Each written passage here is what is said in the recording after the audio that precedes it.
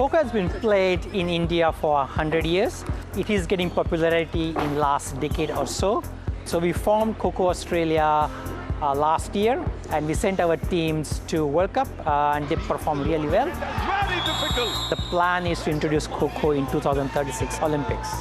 Kho Kho is easy to learn, fun to play, and you really don't need any equipment, and anybody can play Kho Kho. So Marsden Road Public School is very proud to be known as the school that had the first ever Kho Kho ground in Australia. When we decided to have a Kho Kho ground here, we introduced it to our students. We showed them how to play the game, and they have been playing the game. I loved it because it was a running game, and I love running. It's like tag. It's very competitive and challenging. Compared to other sports, it has much more strategic thinking, and I think it would be something that I could look into in the future.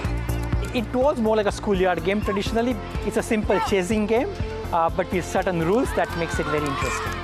It was a compulsory sports for us. So from grade 1 to grade 10, we had been playing continuously Kho Kho. The Kho Kho ground is divided into two halves by the center line, and there are 6 players called chasers. They sit on the center line, 3 facing one half and 3 facing the other half. And there is one active chaser who is chasing the defender. So there are 7 chasers, and to start with there are 3 defenders. There are 4 innings, so each team defends for 2 innings and chases for 2 innings. The team that tags more of the opponent players wins the match. There are basically 3 main rules. The chaser can only move in the half they are facing.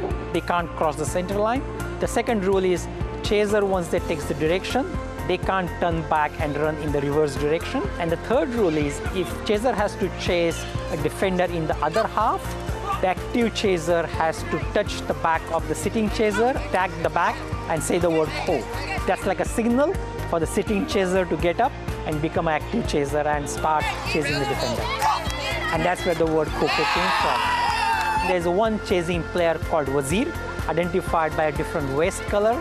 So Wazir can change his direction in their half, but they can't get up unless they get a Kho.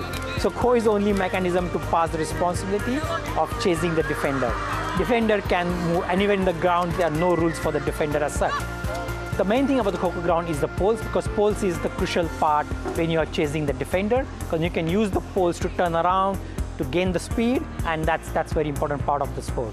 Because I grew up in India, I have played Kho Kho, and we all loved it. And I know Kho Kho is very popular in India, and they also have a league. So who knows, one of these days these kids might be playing. It's not as lucrative as the IPL, but I'm sure there's some money in still the Kho Kho league. It is a wonderful game and everyone can take part. It doesn't matter about the age. It's about your strength, about your interest, what you want to do. It's about your confidence. Everyone, Australia, please come over, play, and let's Kho Kho.